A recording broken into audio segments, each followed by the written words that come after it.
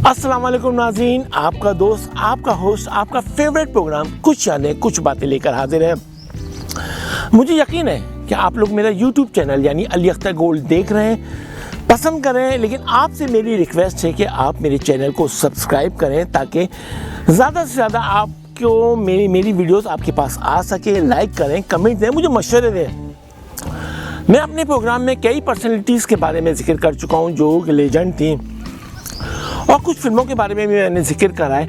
आज मैं एक ऐसी शख्सियत के बारे में जिक्र करूंगा जिसने बड़ी मेहनत से, बड़ी कोशिश से इस फिल्म इंडस्ट्री में मुकाम बनाया, और कई ऐसे वक्त भी आए जब वो इस इंडस्ट्री को छोड़ सकते थे लेकिन उन्होंने नहीं छोड़ा। ये शख्सियत एक ऐसी शख्सियत है जो अपनी ज़ात में यकता है, यानी कि उसने फिल्म इंडस्ट्री में जो मुकाम बनाया वो अपनी पहचान थी, उसकी नकल या उस जैसी अदाकारा दोबारा नहीं आ सकी।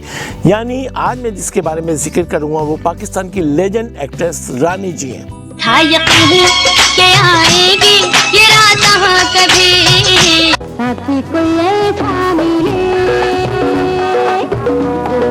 भर साथ रहे, आँखों के सामने तेरा जलवा जरूर है, आग लगाए मन तड़पाए एक अलबेली सिनार। तो रानी जी की पैदाइश 1946 लाहौर में हुई। उनके वालिद बहुत गरीब थे, यानी कि गरीब घराने से उनका ताल्लुक़ था। रानी जी के जो वालिद थे वो मुख्तार बेगम बहुत मशहूर गुलकारा थीं और बहुत रईस ख़ानदान से ताल्लुक़ रखती थीं और बहुत पैसे वाली थीं। उनके घर वो ड्राइवरी करते थे। मुख्तार बेगम के घर कोई औलाद नहीं थी, इसलिए मुख्तार बेगम ने अपने ड्राइवर की बेटी यानी रानी को गोद लिया, और रानी को जब गोद उन्होंने लिया तो बड़े प्यार और मोहब्बत से पाला। प्यार और मोहब्बत से पालने की वजह एक ये भी थी कि उनके घर में कोई औलाद नहीं थी। रानी जी का असल नाम तो नासरा था, लेकिन जब वो फिल्म इंडस्ट्री में आई तो उनका नाम रानी जी पड़ गया, यानी रानी पड़ा। और उसके बाद उनको मुख्तार बेगम की बड़ी कोशिश थी कि वो गुलकारा बने, लेकिन रानी जी का इंटरेस्ट गुलकारी में नहीं था। जब मुख्तार बेगम ने देखा उनका इंटरेस्ट गुलकारी में नहीं है तो फिर उन्होंने अदाकारी पे उनको तवज्जो दी और असर रसूल इस्तेमाल करे और अनवर कमाल पाशा जो मशहूर डायरेक्टर थे उनसे फिल्म दिलवाई, जिस फिल्म का नाम था महबूब।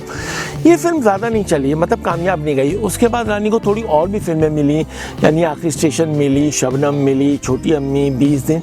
ये फिल्में भी कामयाब नहीं हो रही थी और रानी अपनी पहचान नहीं बना रही थी, यानी कि उनको कोई अदाकारा भी तस्लीम नहीं कर रहा था, बल्कि उन पे मनहूस अदाकारा का लेबल भी लग गया था।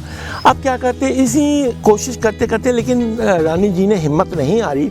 मोहम्मद अली के साथ भी आई, कमाल के साथ भी आई और असद बुखारी के साथ भी आई। अब एक डायरेक्टर पाकिस्तानी फिल्म इंडस्ट्री में था जिसको जौहर शनास कहते हैं, उनका नाम था हसन तारिक। हसन तारिक ने रानी जी को फिल्म दी देवर भाभी, और देवर भाभी में कोई स्टार्स थे वहीद मुराद साहब, संतोष कुमार और सबिया खानम। ये किस्मत की देवी उन पे मेहरबान हुई और रानी जी की ये फिल्म गोल्डन जुबली तक गई। अब यहाँ से रानी जी की कामयाबियों का सिलसिला चलना शुरू हुआ। हसन तारिक ने और भी फिल्में रानी जी को दी, एक ही रास्ता, 20 दिन, लेकिन ये फिल्म भी कोई ऐसी अभी रानी जी की पहचान नहीं बन रही थी। इस तरह से चलते चलते फिर रानी जी को एक बहुत बड़ी फिल्म मिली, शमा और परवाना, जिसमें नदीम साहब थे और शबनम जी थी। ये फिल्म जो थी बहुत गानों पे मुश्तमिल थी, बड़े खूबसूरत गाने थे, कलर फिल्म थी, लेकिन देखिए किस्मत, ये फिल्म भी फ्लॉप चली गई। और इससे पहले जो थी देवर भाभी बस एक कामयाब गई थी, और रानी जी को अगर देखा जाए तो अभी उनकी पहचान बन नहीं पा रही थी। हालांकि भट्टी बरादरान ने भी उनको फिल्में दी, चंद मखना दी, और भी फिल्में दुनिया मतलब दी, और भी ऐसी फिल्में दी जो रानी जी उससे कामयाब हो रही थी। अब हसन तारिक ने रानी जी में जब देखा इस अदाकारा में सलाहियतें हैं तो उनको फिल्म अंजुमन दी। अंजुमन में हसन तारिक ने रानी की जितनी अदाकाराना सलाहियत थी वो उजागर की, और ये फिल्म रानी की पहचान बनी और प्लैटिनम जुबली तक गई, और ये फिल्म रानी के लिए खुशनसीब साबित हुई और रानी की कामयाबियों का सिलसिला चलता चला गया।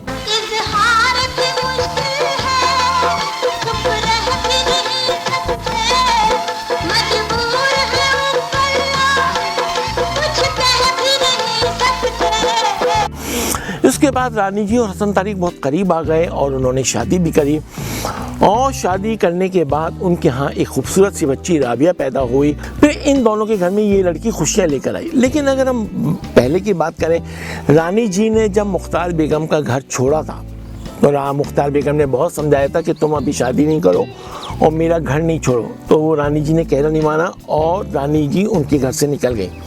मुख्तार बेगम ने कुछ नहीं कहा रानी जी को, बस ये कहा कि मैंने तुझे बहुत मोहब्बत से पाला है और मैं तुझे यही बदला देती हूँ कि ज़िंदगी में तुझे कभी प्यार ना मिले।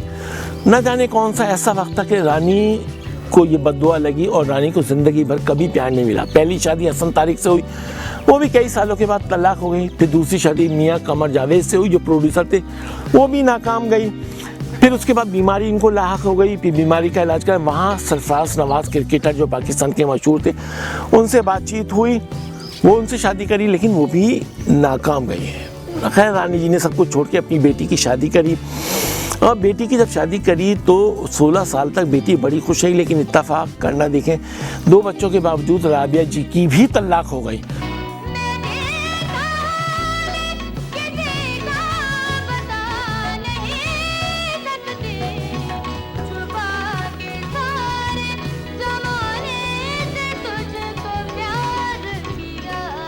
अब क्या कहना चाहिए, किस्मत में शायद ये लिखा था, लेकिन राबिया जी पैसों के मामले में, अपने बच्चों के मामले में, घर के मामले में बहुत खुश हैं।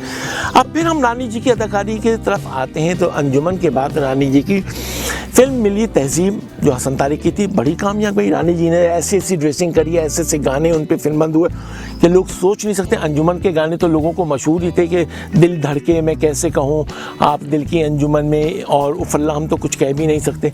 फिर तहजीब जब रिलीज़ हुई तो तहजीब में रानी का बड़ा लुक चेंज था, बड़ा मॉडर्न लुक था, सुनहरी जगह थी, ड्रेस मॉडर्न थे और ये फिल्म बहुत कामयाब गई और लोगों ने बहुत पसंद करी। फिर लोगों ने कहा रानी वर्ड स्टाइल अदाकारा है।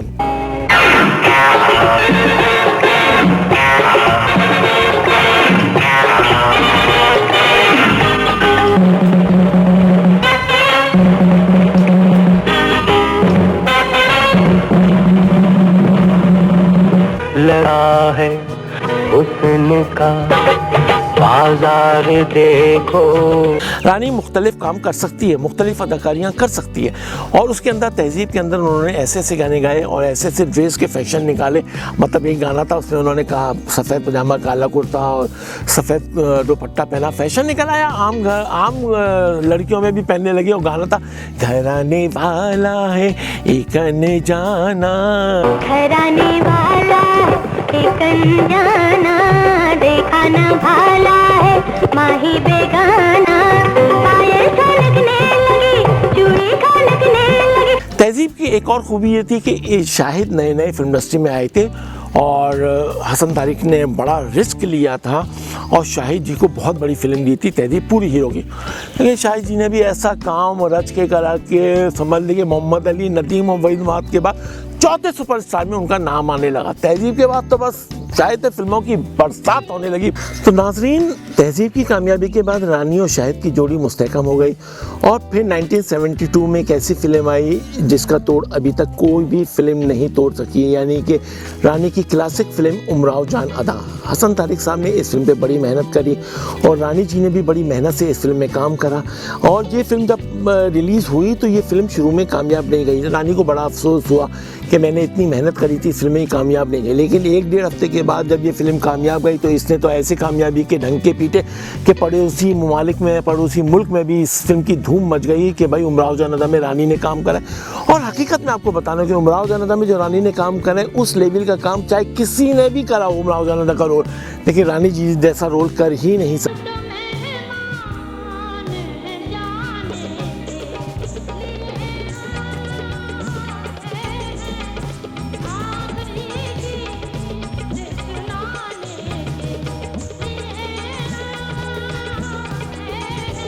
हसन तारिक के साथ रानी का इश्ताक बड़ा अच्छा रहा, बहुत अच्छी अच्छी फिल्में आई जिनमें हम कह सकते हैं सुरैया भोपाली, दीदार बड़ी खूबसूरत फिल्म थी, इतनी कामयाब नहीं गई लेकिन बड़ी प्यारी फिल्म थी। एक गोना और सही, इबादत और ऐसी ऐसी फिल्में उन्होंने हसन तारिक और रानी ने दी जो क्लासिक का दर्जा रखती है, जैसे ज़रूरत, बेगम जान, औलाद। ये फिल्में ऐसी थी कि अपनी कहानी के लिहाज से, अपनी डायरेक्शन के लिहाज से बड़ी प्यारी फिल्में थी और ये फिल्में लोगों ने पसंद भी की। जो कोई फिल्म चली थोड़ी बहुत नहीं चली लेकिन लोगों ने इन फिल्मों को म्यारी फिल्म का दर्जा दिया। खैर हसन तारिक और रानी की जब अलहदगी हुई तो फिर रानी पे फिल्में एक किस्म से बंद हो गई और रानी को फिल्में नहीं मिली। अब रानी के लिए समझ लो कि एक नया दौर फिल्मों का शुरू हुआ। रानी बिल्कुल बैठ गई थी, रानी को कोई फिल्म नहीं मिल रही थी। फिर शबाब साहब ने रानी को फिल्म दी सहेली, और सहेली में शबनम भी उनके साथ थी। और सहेली फिल्म जब रिलीज़ हुई तो लोगों ने कहा था ये फिल्म चलेगी, क्योंकि शबनम और वहीद भी कई सालों के बाद आ रहे थे और रानी भी हसन तारिक के बाद दोबारा फिल्म में काम कर रही थी और गुलामुद्दीन उनके साथ थे। फिल्म रिलीज हुई, आप यकीन करें कि ये फिल्म तो गोल्डन जुबली गई और लोगों ने बहुत पसंद करा, रानी को भी, शबनम को भी, गुलामुद्दीन और सारी, मतलब ये फिल्म टोटली कामयाब गई गानों के लिहाज से भी। और रानी जी पे एक से बढ़कर एक गाने फिल्मबंद हुए थे। इस फिल्म में गाना तो बहुत ही प्यारा था, वो गाना था आँखों से हो गई है आँखों की आशनाई, आँखों से हो गई है आँखों की आशनाई, दिल तक जरूर होगी एक दिन मेरी रसाई, एक दिन मेरी रसाई। तो गाना बड़ा प्यारा था। और रानी तो गानों में तो खैर माहिर ही थी, इसलिए रानी जितने अच्छे गाने फिल्म करती थी, यानी कोई कर ही नहीं सकता था उन जैसी फिल्म बंदी। डांस के शोबे में उनके डांस में ठहराव था जो उन्होंने सीखा हसन तारिक से। उमराव जान हुआ, अंजुमन हुआ, या उनकी और फिल्में हुई, सुरैया भोपाली हुई, उनके आप डांस देखे बड़े प्यारे डांस होते थे और बड़े ठहराव वाले होते थे, जो अब हम देखते हैं। अब लोग उनके डांसों की कॉपी करते हैं।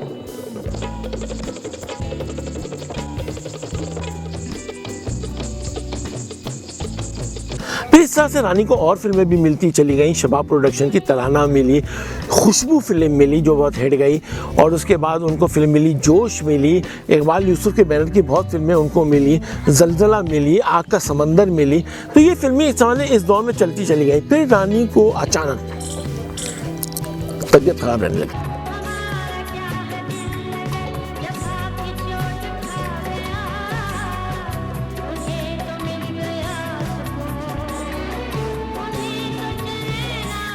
आखिरी दिनों में भी रानी को बहुत अच्छी फिल्में मिली, जो मैं एक फिल्म का खास जिक्र करूंगा, किनारा, जिसके डायरेक्टर हसन अस्करी साहब थे और रानी ने बड़ा प्यारा काम करा था। लेकिन बैड लक है कि ये फिल्म इतनी कामयाब नहीं गई, हालांकि जाना चाहिए था इस फिल्म को कामयाब। बड़ी प्यारी एक्टिंग की थी रानी ने और डायरेक्शन भी अच्छी थी। फिर रानी की तबीयत थोड़ी ख़राब रहने लगी। बाद में पता चला कि रानी को एक मूजी मर्ज ने घेर लिया है, तो रानी अपना इलाज कराने के लिए बाहर मुल्क गई और काफ़ी दिनों का गैप आ गया। हालांकि रानी को बहुत फिल्में मिल रही थी, हालांकि उनको आवाज़ फिल्म भी मिली थी जो कि तबीयत खराबी की वजह से वो फिल्म उन्होंने शबनम को दे दी। रानी बाहर चली गई इलाज कराने के लिए और इलाज के दौरान वो काफ़ी सेहतयाब होकर वापस पाकिस्तान आ गई। अब रानी का देखिए, हम देखिए तीसरा दौर था। पहला दौर था हसन तारिक का, बल्कि पहला दौर वो था जब वो ब्लैक एंड वाइट फिल्मों में आई थी, नाकाम जानी थी। फिर हसन तारिक का दौर आया, उसमें वो कामयाब गई। ठहरो लैला, मैं तुम्हारी तलाश में निकला था। मेरी तलाश में? चले जाओ हारिस, तुम भी भटक जाओगे। मैंने तुम्हारी मोहब्बत पे यकीन कर लिया है। मैं गलती पर था।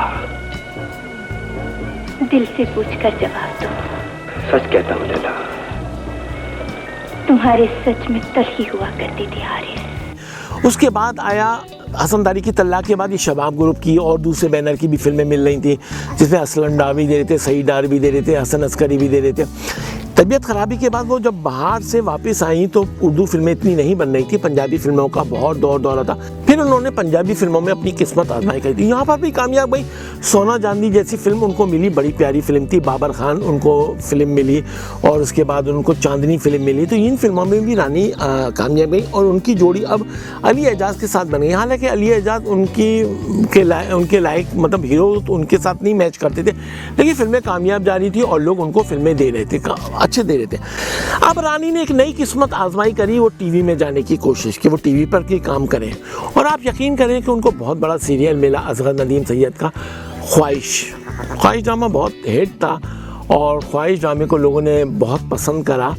रानी को मैं कह सकता हूँ वो वाहिद कामयाब एक्ट्रेस हैं जो टीवी पर कामयाब गई, वरना फिल्म से टीवी पर जो भी आए नाकाम गया, लेकिन रानी जी ने ख्वाहिश में बड़ी प्यारी एक्टिंग करी और आप यकीन करें ख्वाहिश एक कामयाब सीरियल बन गया। इस ड्रामे में रानी ने अपनी अहमियत का एहसास दिलाया। खैर ये ड्रामा कामयाब गया। फिर रानी ने एक और प्ले में काम करा, टीवी सीरियल थी फरेब, उसमें भी वो कामयाब गई।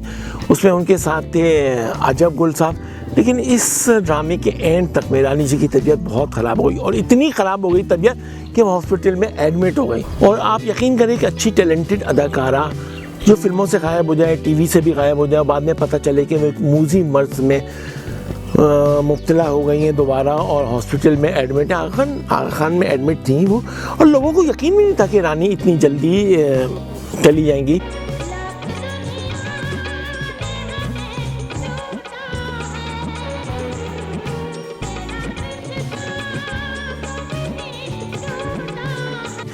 और 46 साल की उम्र होती क्या है, 46 साल की उम्र में वो बीमारी से लड़ते लड़ते इस दुनिया से चली गई।